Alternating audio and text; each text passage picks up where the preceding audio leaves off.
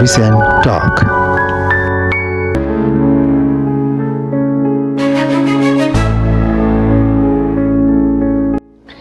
Ndagusuhuje cyane kandi nguhaye ikaze uwo wakoze subscribe kuri Recent Talk Official. Imana iguha umugisha ikomeze bane nawe ndetse mu byo ukora byose. Mwifurije amahoro, mwifurije guhirwa, mwifurije kugira ubuzima buzira umuze ndetse mwifurije kugira amafaranga. By the way, mwifurije no kugira umukunzi mwiza, mwifurije no kuba mu isi y'urukundo maze wumve urukundo uko rumera. Rimwe na rimwe tujya twishima mu rukundo ndetse bikarenga ikigero rwose ukumva ubwo buzima nibwo wakibereyemo gusa. Nta muntu muri iyi si utifuza gukundwa, nta muntu muri iyi si utifuza gukunda. Biraryoha cyane kubera ko ni ikintu cy'ingenzi kimwe mu buzima bwacu, ndetse n'abemera Imana bavuga ko urukundo rutazigera rushira ariko ibindi byose bikazashira byiteka. Nguhaye ikaze rero mu kiganiro tugiye kurebera hamwe ibintu ukwiye kwirinda kubwira umukunzi wawe. Burya ni byiza ko muganira n'umukunzi wawe nk'uko ngenda bikubwira buri munsi, kuko urukundo rwubakiye ku kiganiro ugirana n'umukunzi wawe. Ariko burya nanone menya ibyo ukwiye kuganira n'umukunzi wawe. Hari ibintu 7 utazigera n'umunsi n'umwe.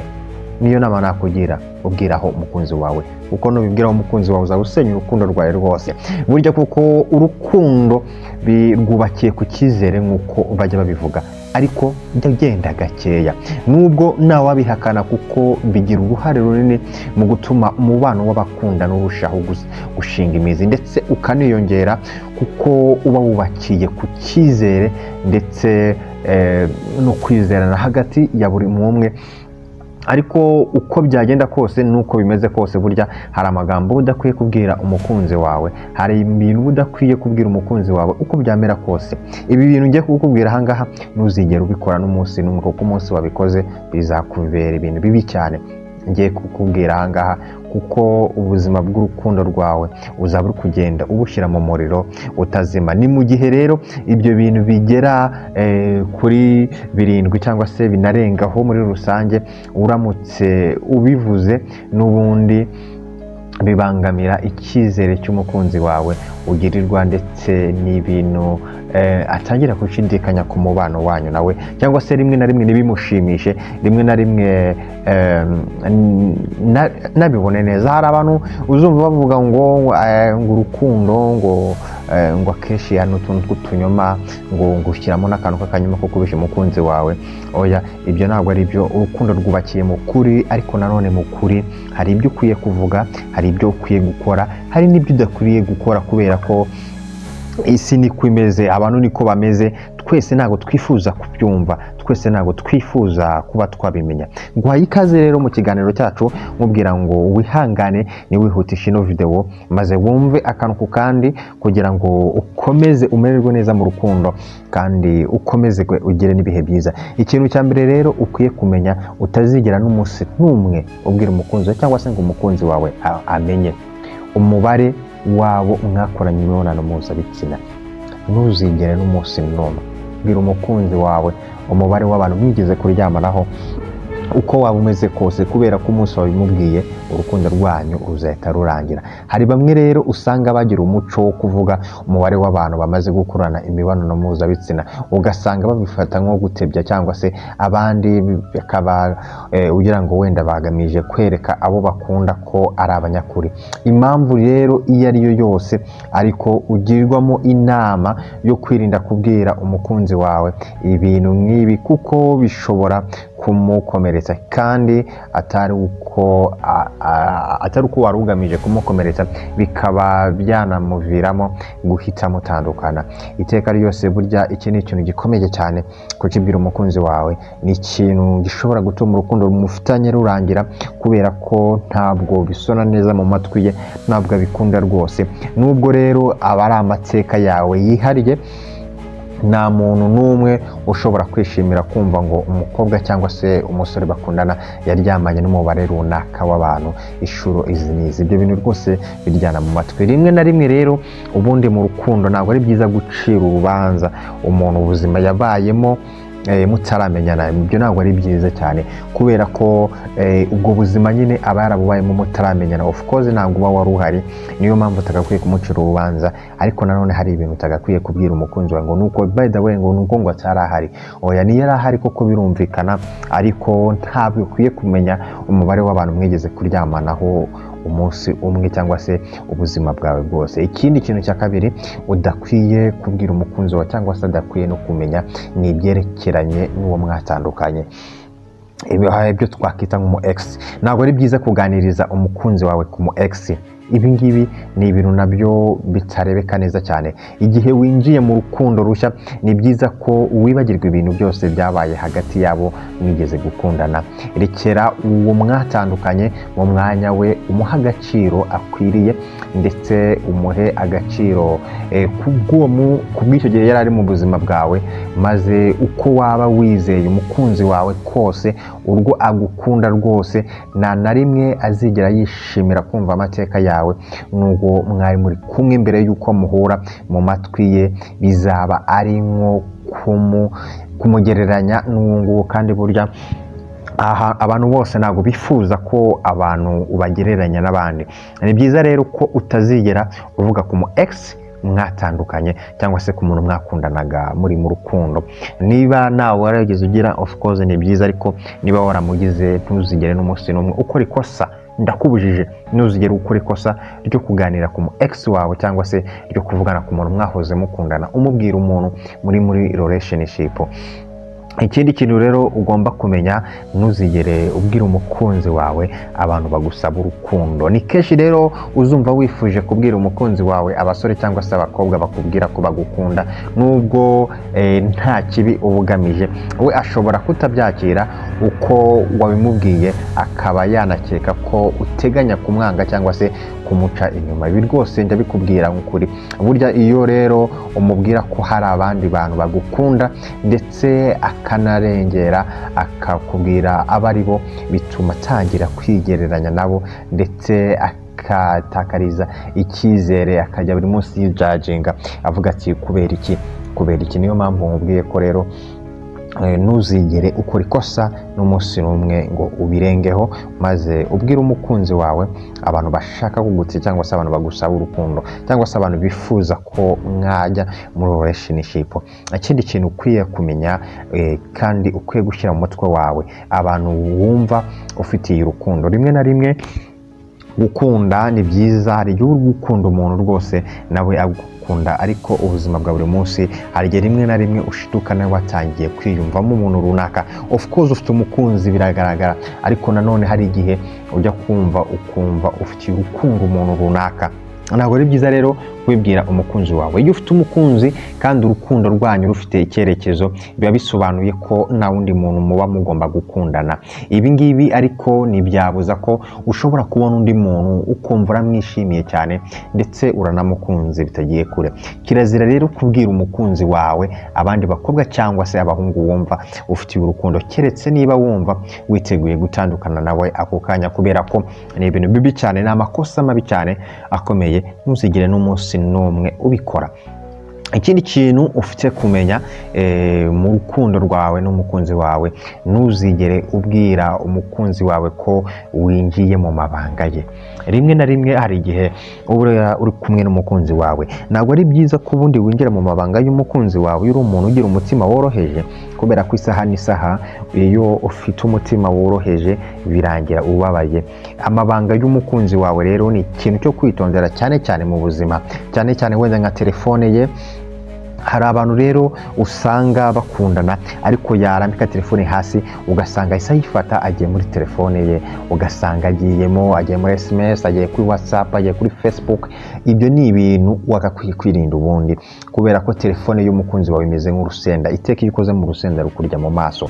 Mubwije ukuri rero ko nta munsi n'umwe uzigera ureba muri telefone y'umukunzi wawe ngo birangire utababaye. Never, ntibishoboka, kubera ko uwo mukunzi wawe afite ibintu byinshi muri telefone ye bishobora gutuma ubabara, bishobora gutuma utamererwa neza. Twese rero iteka duhorana amatsiko yo kumenya ibiri mu matelefone, ibiri mu cyumba se cyangwa ahandi hantu abakunzi bacu babika ibintu by'agaciro.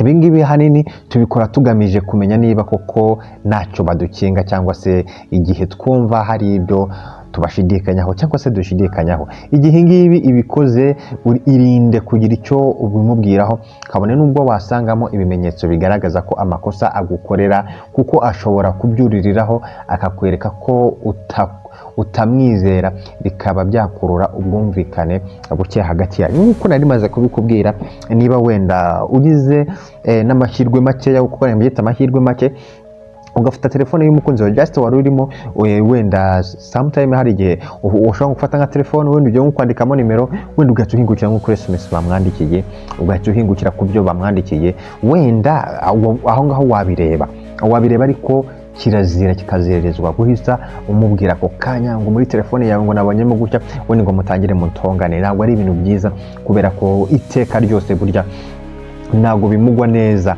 Rimwe na rimwe ahita atangira kuvuga ko utamwizera, agatangira kuvuga noneho agahita bigira inzitwazo noneho zirenze wowe. Rimwe na rimwe hari igihe ahita narakara kurenza wowe ubibonye, kandi nawe ubwe abizi neza ari mu makosa, ariko nyine akihagaraho. Niyo mpamvu udakwiriye n'umunsi n'umwe kuzagira ikintu bimubwiraho. Nubibona uzakoresha ubwenge, umwihorere, maze ibindi uzajya ugenda ubimenya gake gake. Ikindi kintu rero udakwiye n'umunsi n'umwe kuzabwiraho umukunzi wawe, ntukigere na rimwe ubwira umukunzi wawe cyangwa se kumubwira ko ukurikiranira hafi uwo bahoze bakundana.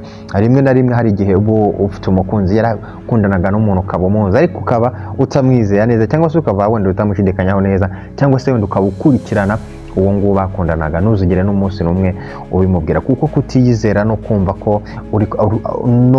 ko ari ku rwego rurenze urwawe ku buryo bigoye kwemera ko agukunda, bishobora gutuma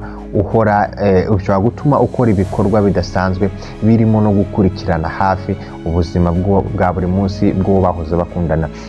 Rimwe na rimwe hari igihe uba udafite icyizere muri wowe, hari igihe uba utiyizeye muri wowe yuko agukunda, maze wanareba n'uwo bakundanaga ukabona noneho anakurengeje ubwiza, wenda twavuga se, cyangwa se akurengeje ibindi. Ariko nyamara menya neza ko kugira ngo umuntu ahitemo uwo bakundana, cyangwa se kugira ngo umuntu ahitemo uwo bahuza, hari abatagendera ku bwiza, nyamara wowe kubera ko utiyizera, kubera ko wowe ntabwo uzi icyamukuriye kuri wowe, ibyo bigatuma rero wita cyane ku muntu bahoze bakundana, wenda utekereza ko yazasubira inyuma, cyangwa se kubera kwizera kwawe gukeya. Ibi rero bituma ubuzima bwawe mu rukundo bugenda nabi cyane. Niyo mpamvu rero udakwiye kumenya ko ukurikirana uwo bahoze bakundana, cyangwa se ushaka kumenya amakuru ye mu buryo bwa hafi. Ibi ngibi ariko ntibikwiye namba, kandi n'igihe abikora si byiza ko ubimubwira, kuko bishobora kumurakaza cyane cyane, bikaba byaba intandaro yo kuba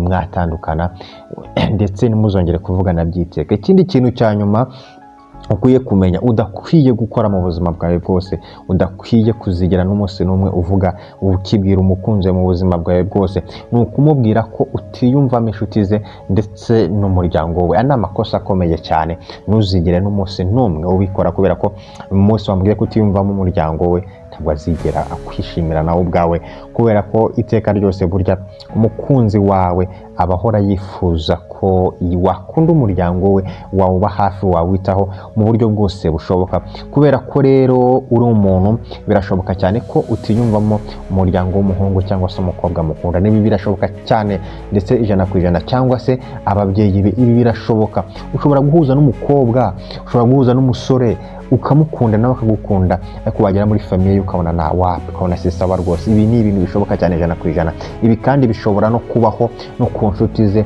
nabwo ntuziyumvemo neza, cyangwa se ukumva nyine ntabwo ushobora kuziyumvamo mu buryo ushaka kuziyumvamo. Ibi ngibi rero nibikubaho, ntuzigere n'umunsi n'umwe ubibwira umukunzi wawe, kubera ko ntabwo azigera byitaho, kubera ko ntabwo ari ibintu azigera akunda, kereka niba ushaka ko mutandukana.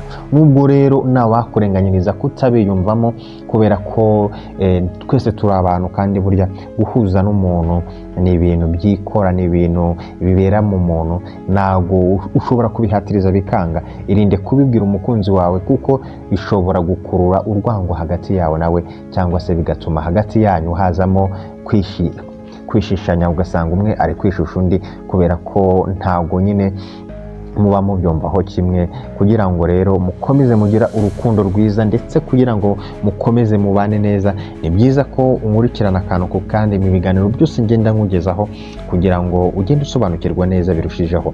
Niba ufite igitekerezo waduha watwandikira muri comment, niba ufite inyunganizi watwandikira muri comment kugira ngo dukomeze kugenda tuganira kandi